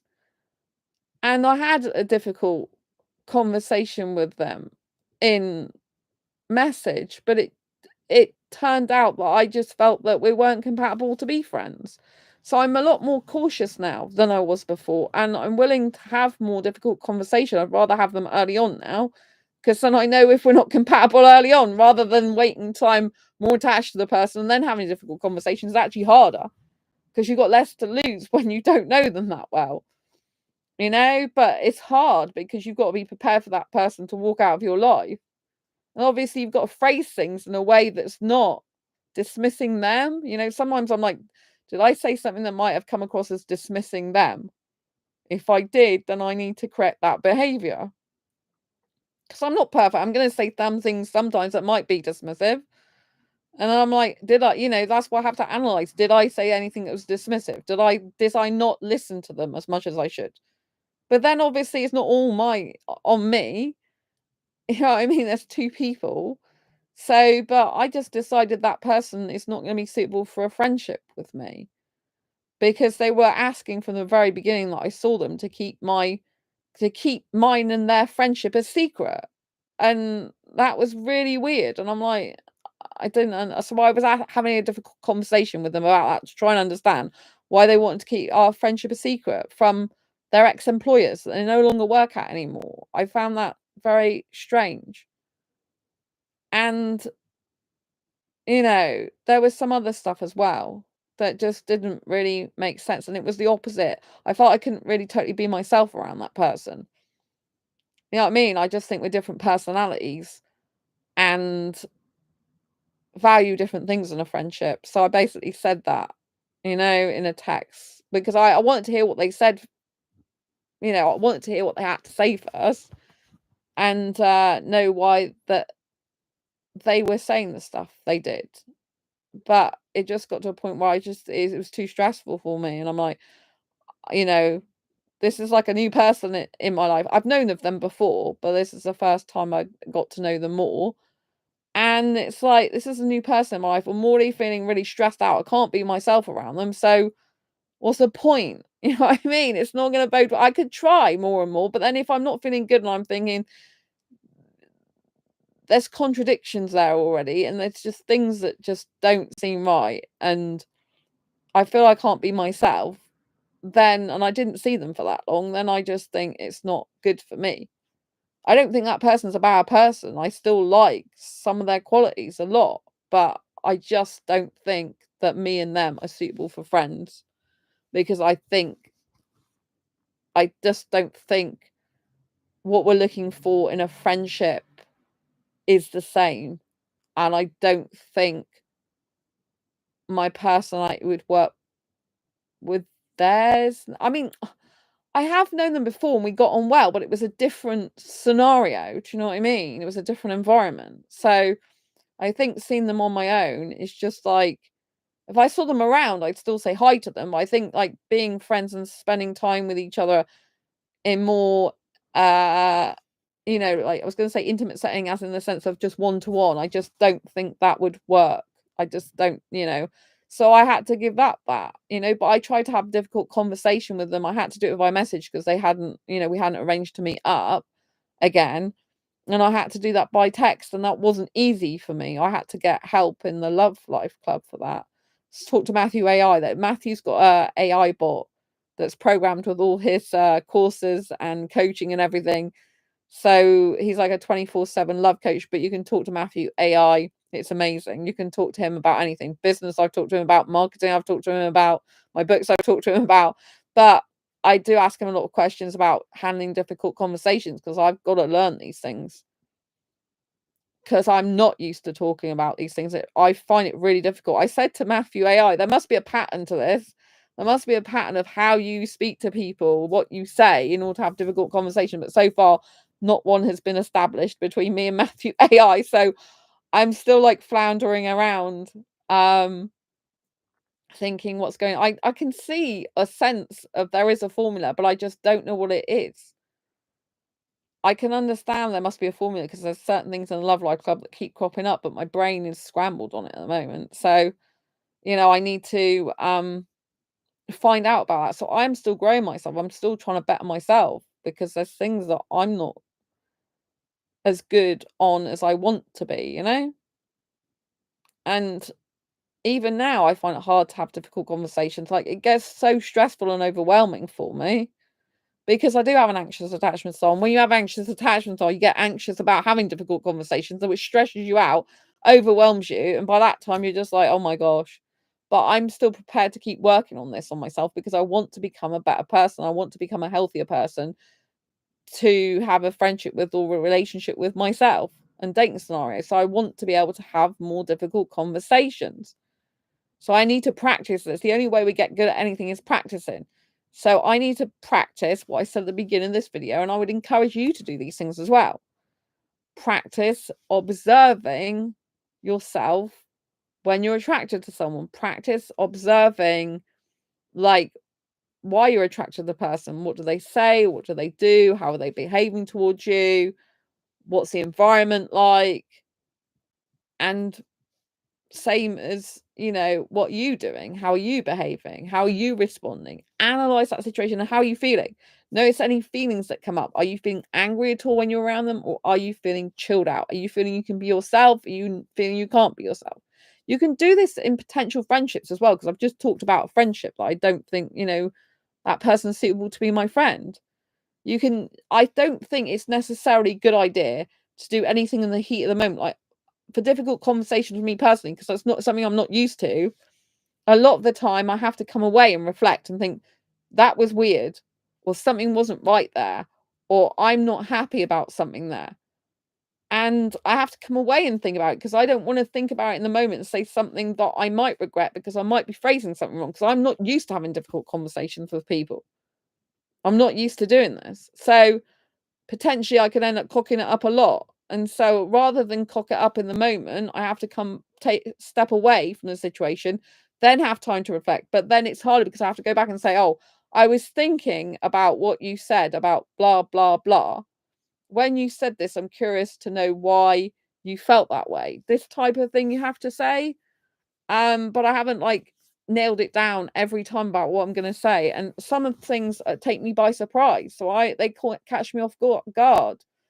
So I think it's very important that in terms of dating, relationships, potential friendships, beginning of a friendship, I think it's very important that we go home and spend time on our own, without social media on, without the TV or anything on, and just sit there and just allow ourselves to reflect, like, what's going on? Like, have a bit of quiet and think, what's going on? Like, why am I feeling the way I do with this person? What did they say? What did I say? And, what would I like to have had changed about that scenario? Or what do I wish wasn't there in that scenario? Or just simply be okay with whatever happened, but you just can't make your mind up one way or the other, because you need to give it more time. So I could have given it more time with that person, potential friend, but I knew that they were just probably wrong for me, because I'm like, if you're that stressed out, Sandra, and you've only spent a small amount of time with them, and they basically contradicted themselves, said things that is not supportive, made you feel like you can't be yourself. They didn't go out to make me feel that way, but the way they spoke to me and their actions made me feel that way. That wasn't their intention. I don't think this person is a bad person. I just think they're not right for me. So this is all about self-analyzing and analyzing the situation with the other person, and then taking a step back and thinking, okay, what did I like? What I did I not like? Because I really want to make sure I don't get into a wrong friendship again as well. But you can't prevent these things. Sometimes you get into friendships or relationships or dating scenarios, and the person's right for you at the time and they become wrong for you later. Because you haven't got all the facts, you don't know everything about them. And vice versa, you can find that someone you thought was good for you is not. And because I've had disappointing friendships last year, I've still got my best friend, Andy, but I'm talking about other people, because of what happened last year with 3 people. I'm like, whoa, I want to make sure now that I'm getting people that are equally invested in me coming into a friendship. I don't want to be the one to put more time, energy, and effort in. I don't want to be the one that's wanting to see them more than wanting to see me and stuff like this. And so I'm analyzing now at very early stages, like early stages of me being attracted to a guy, early stages of me possibly having friendships with people. I don't want to rush getting into friendships with people because I want to take my time to get to know the person rather than the excitement of, oh, I might make a new friend, like I would like some new friends, but I want them to be high quality friends. And I'm not going to know if they're high quality unless I spend some time with them, these potential people, and work out, like, is their behavior and the way they speak to me matching up to what I want for my own standards and my own morals and my own values and my own beliefs? Because all too often I'll look at the surface stuff and I won't look at the deep stuff. I won't look at how our values need to be similar, or do they? Maybe you don't need so much values to be the same in a friendship, but you do in a romantic relationship with a person you actually live with, for example. If someone's untidy at home, right? But you're just friends with the person, you never go around to their home, it doesn't really matter what they're like at their home. If you hate untidiness, but they're untidy at home, it doesn't really affect your friendship, does it? But if you are in a romantic relationship, for example, living in a home with that person and they are untidy, that's just going to frustrate you and make you angry. Jonathan, I have a friendship level system like it's an XP bar on a video game. I think that's a good thing, Jonathan. That's one of the best things I've heard you say, I think. You have a friendship level system like an XP bat on a video game. I think it's a really good idea. I mean, in general, people do tend to have friendship levels. Like you have like an acquaintance or someone you just say hi to in a shop, for example. Or it might be someone you see regular at a bus station. And then you'd have like someone you call a friend, maybe you see every once or 2 months. You can have a friend that you may only see like very sparingly because maybe they don't live at all near you.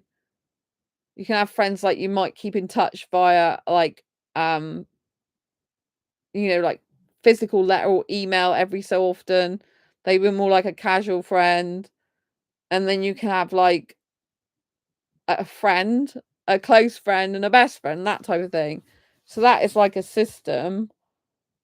But that doesn't account for actual values and things like that. Like that's more in terms of proximity as to how much you message each other or keep in contact with each other and are in each other's lives helping each other, which is still really, really, really important.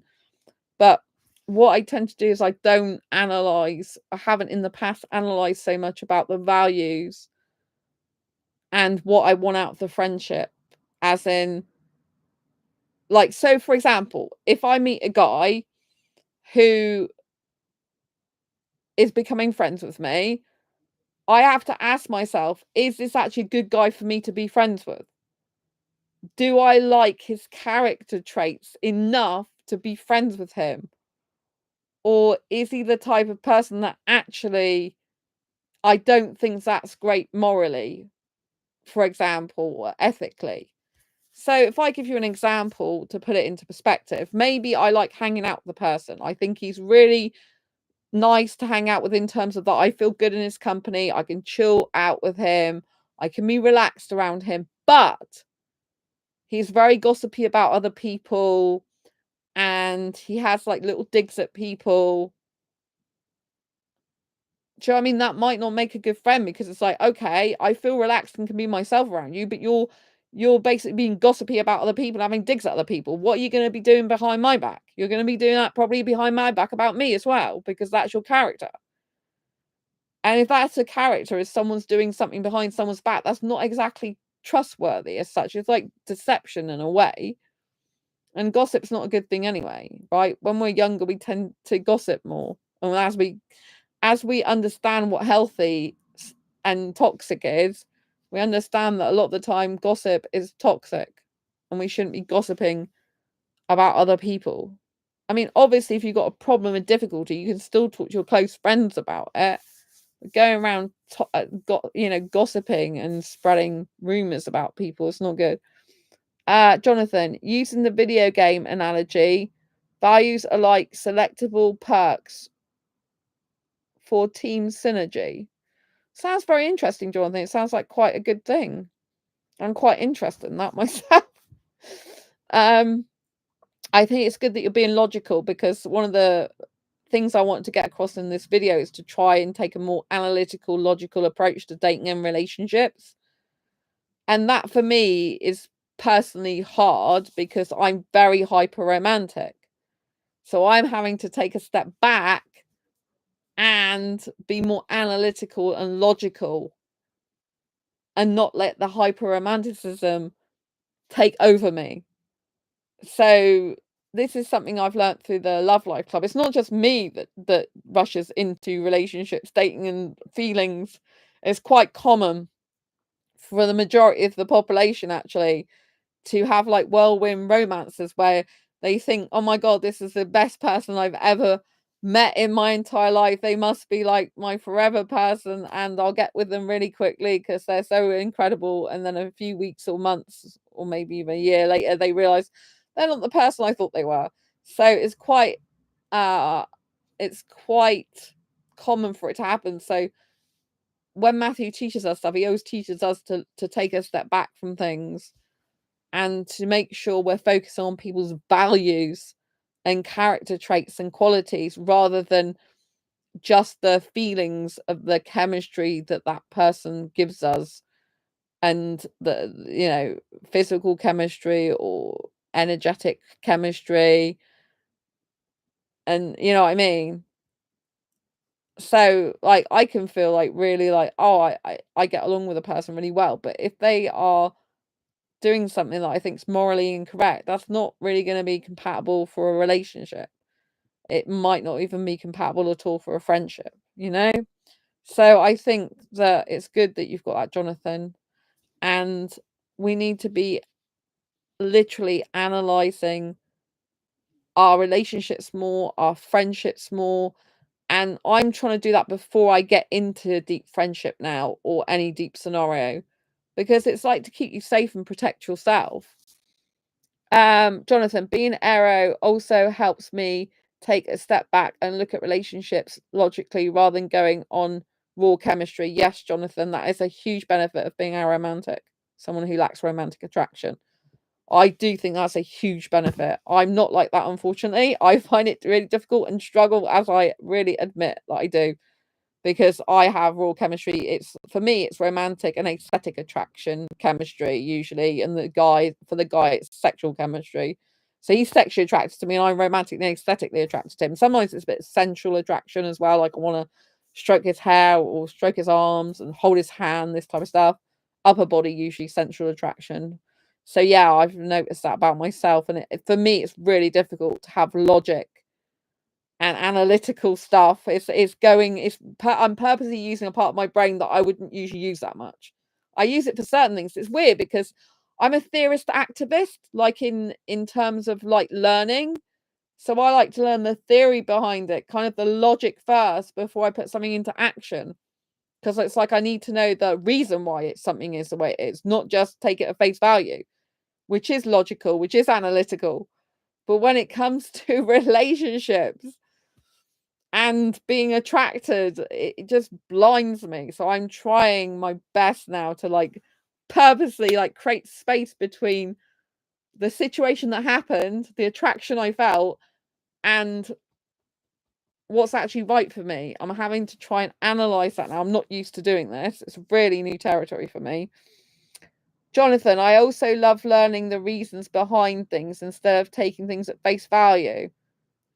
That's good, Jonathan. I thought you probably would be like that because you're analytical. You like analyzing and logic, and I do. But I am like that in like career-wise. I always usually need to know the theory. It's like I can't just accept something unless I know the reason why behind it. If it makes sense to me, then I'll usually accept it. But if it doesn't make sense to me, I will be questioning it or not accept it at all. Going back to narcissists, unfortunately, they make unreasonable things reasonable. They use illogical logic to try and make sense of everything. So you question yourself. It's really weird the way they do that, you know? Very strange, but that's one of the things they do. But yeah, I love knowing the reason behind something. So what I'm doing now in terms of attraction and relationships and friendship, I'm literally trying to apply logic and analysis, is that right word? Logic and analysis to the situation so that I remove myself from that situation. I'm analyzing like, what did you like about that interaction? What did you not like? What felt good? What didn't feel good? What did you feel about the person you were with? How did they make you feel? What's the positives and negatives of that? Like, if they made you feel great because you can be yourself around them and they see the benefits of you and the good qualities about you, that's great. But if they were equally making you feel uncomfortable by stuff they were saying, or, you know, say you've got a person who was touching you and you didn't actually like that, you weren't comfortable about it, but yet at other times you felt completely relaxed with them, that's kind of a contradiction. And it's a shift in your emotions two ways. Like one way you might feel really comfortable with them, and the next you might be like, oh well, they touched me and I didn't like it, but then I felt comfortable with them for like 3 hours and then they touched me, they touched my arm and I didn't like being touched on the arm. But then obviously we need to speak up and say, hey, you know, when you touched me on the arm, I didn't actually like that, and the rest of the time I felt really relaxed and happy around you, but I didn't feel comfortable with that, so please don't do that again if that's the way you feel and you don't like it, for example. So by analyzing how we're thinking and how we're feeling and how the other person's making us feel, we're then enabling ourselves to think more logically and analytical about the situation. And we're then able to come up with a plan of how we're going to address the situation, how we're going to have a difficult conversation with the person, how we're going to invite curiosity and ask them, look, when you said this or you did that, I'm curious to know why, basically. And you need to find out more information sometimes. Sometimes we cannot make a decision about someone unless we got to know them over a process of many more weeks or many more months. But sometimes we can just know this situation doesn't seem right. It's a red flag situation. Something feels really off about this situation. You can't be yourself. You're stressed out. You know, you're having such negative emotions soon on, and something doesn't feel right. Maybe that person hasn't done anything particularly wrong, but you can just sense that they're not right for you. Something's not right for you. Then we have to follow that intuition and sense of judgment and trust ourselves and say, okay, we need to let this person go. It doesn't mean to say they're a bad person. It just means to say you might not be right for each other. I have actually done that in past with some people, but you know, there was a guy on an asexual site years ago, and he actually was talking about friendship with me, but he was just so different in terms of his values and the way he lived his life, and I had to say we're too different. I think we should find someone more suitable to be friends with because I don't think it'll work between us. So I have done some analysis in the past, but I think it's better to do a lot of analysis and logical thinking and slow ourselves down in relationships, friendships, and dating scenarios, particularly at the beginning when we're getting to know someone, those first few weeks, the first few months, so we can actually try and keep a clear head. Like, what do we like about this person? What do we not like about this person? What's good for us? What's bad for us? You know, what can we have conversations about that might help improve the situation between me and them? I think this is all really super important. And by me making myself be more analytical and logical and taking a step back and analyzing how I feel, I think it's really helpful. And that's why I'm talking to you about it. You know, Matthew Hussey's Love Life Club, when I'm talking to Matthew AI, I was having a conversation with him about a guy I've actually got a bit of attraction to, which I'm surprised because he's not usually my type. But there's some things I do like about this guy and some things I don't like about this guy. And Matthew AI is saying, like, you have to decide what is your objective with this person. Like, where do you see this potential friendship going, especially considering you got some attraction for the person, or this connection? Where do you see it going? Like, what's your ultimate goal that you want to have, the outcome you want to have? And is the person displaying the character traits of the outcome you want? Is there something lacking that's not up to your standards that means you would be accepting second best or less than you deserve? If this is the case, then you shouldn't be accepting less than you deserve. You shouldn't be accepting things that are below the standard that you require to feel safe and happy and secure. So it's really good because I'm thinking about these things now because, like I said, Matthew AI is part of Matthew Hussey's Love Life Club that I've paid for a year. And it's a 24/7 love coach, but you can ask about dating, relationships, friendship, anything you want to Matthew Hussey's AI, you know. And by having this conversation, because I want to get better at having difficult conversations, I want to get better at assessing if a person's suitable for me. Because when we are in past toxic relationships, I've been in past toxic relationships, right? When we're in unhealthy patterns of behavior, when we've got some patterns of behavior within ourselves that are not good for us, we don't assert ourselves and our boundaries and our needs. And I'm not used to do with my past history, which I'm not going to go into all that, but I'm not used to advocating for my own needs. So I'm not used to looking for, like, is this person matching up to my needs? But now I'm doing that, because before I would be thinking more like, do I like this person? And do they like me? But now I'm like, it's not just about whether you like each other, it's about, can that person be a healthy person for you to have a friendship with, a dating scenario or relationship with, depending on what you're thinking about with that person, or if you're attracted to that person or not, right? And so we have to be looking more for our needs to be met by the other person. Can this person fulfill my needs? Well, that's a friendship need, a dating need, or a relationship need. Can this person fulfill my needs? If they definitely can't fulfill some needs and that makes us incompatible, then we're not suitable, right? If you've got a flexibility over some needs that they're not deal breakers for you, then that's fine. But if you've got non-negotiables, which everyone should have some non-negotiables, then if they encroach on those needs that you need, and they're not going to give you those needs, then it's going to be no good. Like, I need someone who I'm going to be able to be myself around. If I can't be my quirky, loud, bubbly, energetic self, whilst also them knowing that sometimes I have a lack of energy with my health difficulties, then they're no good for me. Because if I can't be myself, I don't want to be in that friendship or relationship, because it's not healthy for me. That's a really big need of mine. If a person's really horrible to animals, I don't want to be in a relationship with a guy who's horrible to animals, right? Because that is, for me, a deal breaker. It goes against my values and my morals, you know? So when we're looking to accept people in our life, then we have to be analyzing all these things. And when we grow up, we don't really think about all these things. We're just like, does this person like me? Do I like them? Yes, great. Okay, we can be friends.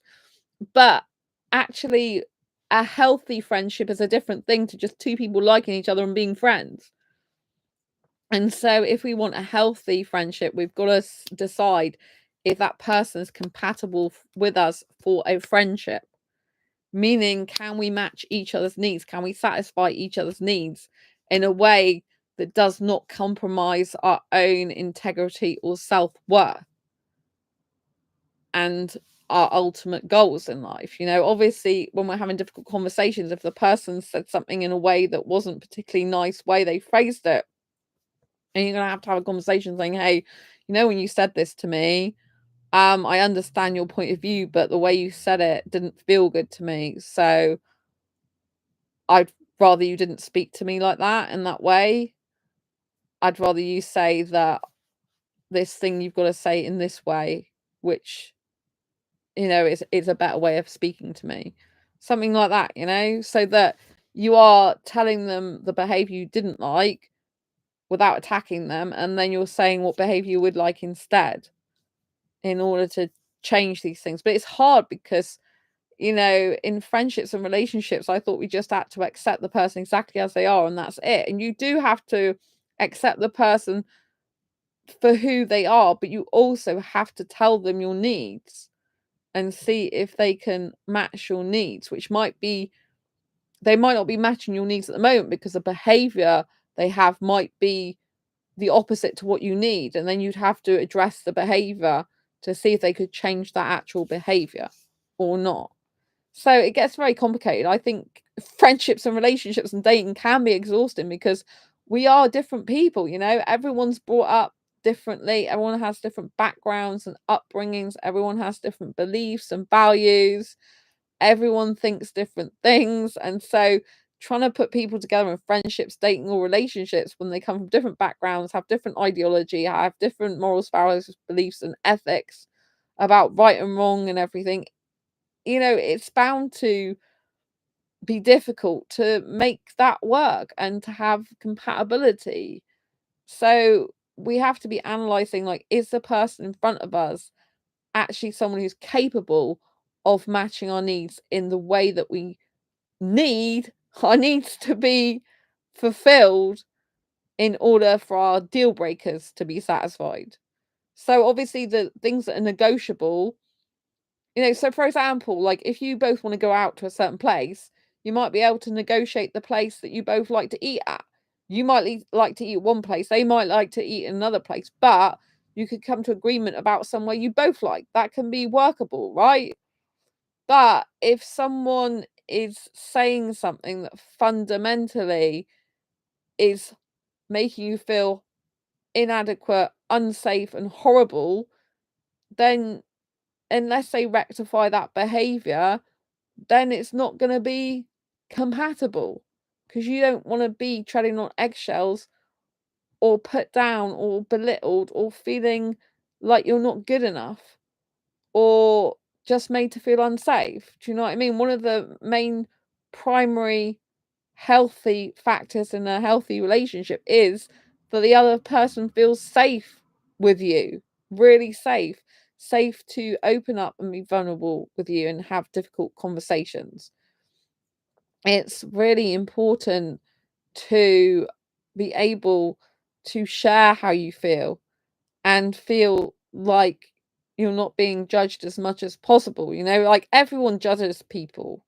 So when they say, you know, make a safe space so the other person doesn't feel judged, I do think that's, personally, I think that's a really difficult thing for anyone to do because people automatically in their brain are going to be judging you, even if they're not actively looking like they're judging you. Do you know what I mean? Because people do judge each other.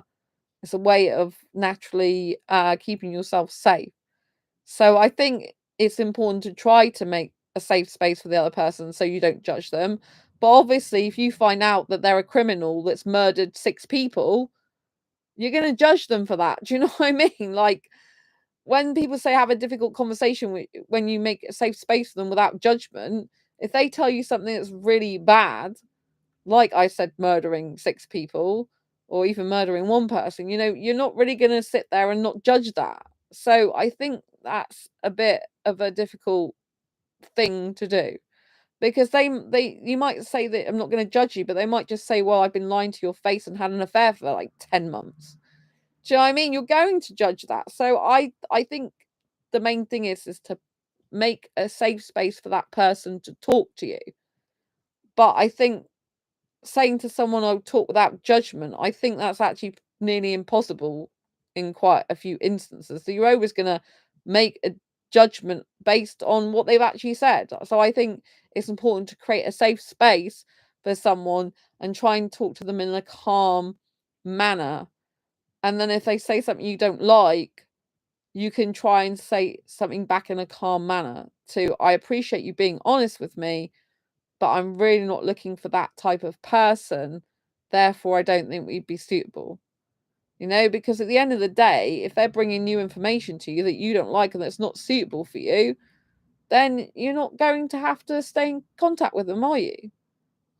So always be kind of taking yourself back from the situation and analysing, is this person right for a friendship, relationship, or dating scenario? Like, compatibility in friendships that are like less close don't have to be so compatible than friendships that are really close. If you know what I mean? Like, if I see someone who's like, I don't know, an acquaintance, then, that might just be that I see them at the bus stop regularly, but they're not texting me or anything. But if I have a friend, someone I put as a friend, and they're a close friend, then, I would want them to text me. But you might have a person who says they're a friend, but they're only a friend in a social setting. You don't even have each other's numbers. Is that really a friend, or is that more of an acquaintance friend? So only you can decide these things between you and the other person and coming from your own perspective. So I'd encourage you to reflect on your own behavior, on the other person's, and ask yourself, are my needs being met? Are my standards being met? Do I like their boundaries? Do they like my boundaries? Can we accept each other? Can we work together to improve ourselves and grow together in the friendship, dating, or relationship scenario? And how are they making me feel? What's their behavior doing? And how am I attracted to them? And focus on the healthy parts of and reality of a friendship or relationship, which is like, are they honest? Have they got integrity? Are they kind? Are they sympathetic? Because they could be the most charming person in the world and make you laugh and you feel great in their company like that. But if they're an asshole to other people and rude to other people and putting people down and being sarcastic and horrible, then it's not going to be a good thing, is it? So, give yourself time to do this and get used to doing it. This is about making space between you and the other person when you're not seeing them, and reflecting on what's happening so that you can make better judgments and decisions about your life, who you date, who you get into a relationship with, and who you have friendships with. I hope you found this video useful, helpful, and thankful. Thank you for sharing in chat, Nicole and Jonathan. I do appreciate your views, and thank you for being here. I really, really, really do appreciate you sharing your views in chat. Thanks to everyone else who's been watching tonight, today, this morning, wherever you are. Don't forget to subscribe if you haven't already, and hit the bell icon so you never miss an episode. Share this channel or video or both with anyone you think may benefit from it. Don't forget to get my best-selling Asexual Perspectives and Diary Confessions of a Hyperromantic Asexual book. Both of these are great for dating, relationships, friendships, because they really dive deep into asexuality and all the different aspects of it. And there's a lot of life lessons you can learn in this one that'll help you in dating and relationships. So yeah. And I'll see you soon on the next video live stream. Lots of love. Take care. Check those books out on Amazon and stay ace. Bye.